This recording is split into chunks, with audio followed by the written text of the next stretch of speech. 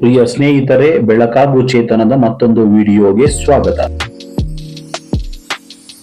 ಸ್ನೇಹಿತರೆ, ಸಾರ್ಥಕ ಬದುಕಿಗೆ ಜ್ಞಾನದೀಪ ಎಂಬ ಪುಸ್ತಕದ ಅಧ್ಯಯನದ ವಸ್ತುಗಳು ಮೌಲ್ಯಯುತವಾಗಿದ್ದು, ಸಾರ್ಥಕ ಬದುಕಿಗೆ ಪೂರಕವಾಗಿರ್ತಕ್ಕಂತಹ ಬಹುತೇಕ ಅಮೂಲ್ಯ ಅಂಶಗಳನ್ನು ಹೊಂದಿವೆ. ಹಾಗಾದರೆ ಈ ಪ್ರಪಂಚದಲ್ಲಿ ಮನುಷ್ಯರು ಬದುಕುತ್ತಿರುವ ಬಗೆಗಳು, ಅವರ ಉದ್ದೇಶಗಳು ವಿಭಿನ್ನವಾಗಿರುತ್ತವೆ. ಒಬ್ಬ ಮನುಷ್ಯ ಮತ್ತೊಬ್ಬ ಮನುಷ್ಯನಿಗಿಂತ ವಿಭಿನ್ನವಾದ ಆಲೋಚನೆಗಳನ್ನು, ಉದ್ದೇಶಗಳನ್ನು ಇಟ್ಟುಕೊಂಡು ಜೀವನ ಸಾಗಿಸುತ್ತಿರುತ್ತಾರೆ. ಹಾಗಾದರೆ ಆ ಎಲ್ಲ ಜೀವನ ಉದ್ದೇಶಗಳು ಸರಿಯೇ ಅಥವಾ ತಪ್ಪೇ? ಹಾಗಾದರೆ ಮೊದಲಿಗೆ ನಾವು ಈ ಪ್ರಪಂಚದಲ್ಲಿ ಬಹುತೇಕ ಜನರು ಯಾವ ಯಾವ ಉದ್ದೇಶಗಳನ್ನು ಇಟ್ಟುಕೊಂಡು ಯಾವ ಬಗೆಯ ಬದುಕನ್ನು ಬದುಕುತ್ತಿದ್ದಾರೆ ಎಂದು ನೋಡೋಣ.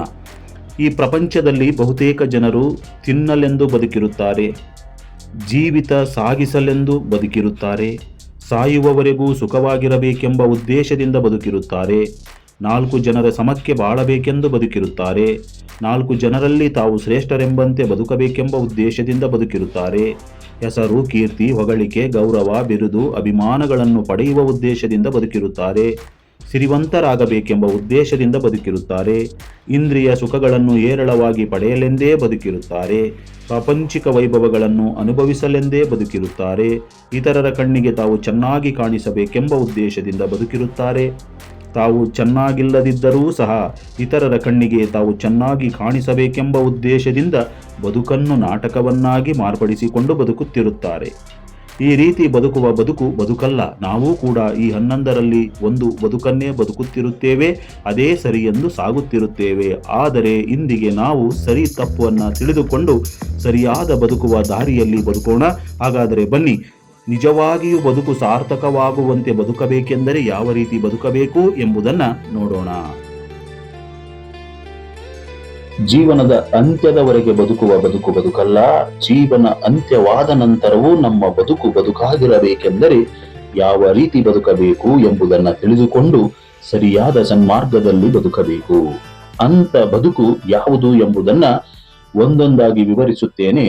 ಮೊದಲನೆಯದು ಜೀವಿತದ ನಂತರದ ಬದುಕಿಗಾಗಿ ಬದುಕಬೇಕು. ಎರಡನೆಯದು ಜೀವಿತದ ನಂತರ ಮತ್ತೆ ಹುಟ್ಟದಿರಲು ಬದುಕಬೇಕು. ಮೂರನೆಯದು ಪ್ರಪಂಚಕ್ಕೆ ಒಳ್ಳೆಯದನ್ನು ಮಾಡಲು ಬದುಕಬೇಕು. ನಾಲ್ಕನೆಯದು ಅನೇಕ ಜನರ ಒಳಿತಿಗಾಗಿ ಬದುಕಬೇಕು. ಐದನೆಯದು ಆಂತರಿಕ ಶಕ್ತಿಗಳ ಅಭಿವೃದ್ಧಿಗಾಗಿ ಬದುಕಬೇಕು. ಆರನೆಯದು ಆತ್ಮಸ್ಥಿತಿಯನ್ನು ಹೊಂದಲೆಂದು ಬದುಕಬೇಕು. ಈ ರೀತಿ ಬದುಕುವ ಬದುಕೇ ಶ್ರೇಷ್ಠ ಬದುಕು.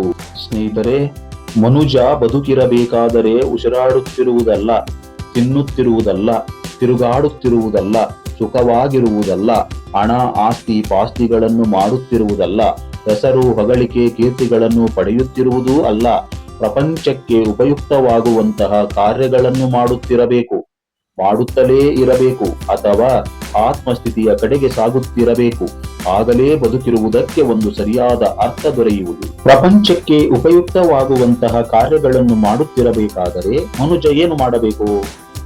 ಮೊದಲನೆಯದು ವಿಜ್ಞಾನಿಯಾಗಬೇಕು, ಅಥವಾ 2 ಪ್ರತಿಭಾವಂತನಾಗಬೇಕು, ಅಥವಾ 3 ಪ್ರಜ್ಞಾವಂತನಾಗಬೇಕು, ಅಥವಾ 4 ಶ್ರೇಷ್ಠ ಬರಹಗಾರನಾಗಬೇಕು, ಅಥವಾ 5 ಶ್ರೇಷ್ಠ ಬೋಧಕನಾಗಬೇಕು, ಅಥವಾ 6 ಶ್ರೇಷ್ಠ ವೈದ್ಯನಾಗಬೇಕು, ಅಥವಾ 7 ಅನೇಕ ಜನರ ಬಾಳಿಗೆ ಆಧಾರ ಸ್ತಂಭವಾಗಬೇಕು, ಅಥವಾ 8 ಶ್ರೇಷ್ಠ ಮತ್ತು ಉಪಯುಕ್ತ ಮನುಜನಾಗಬೇಕು.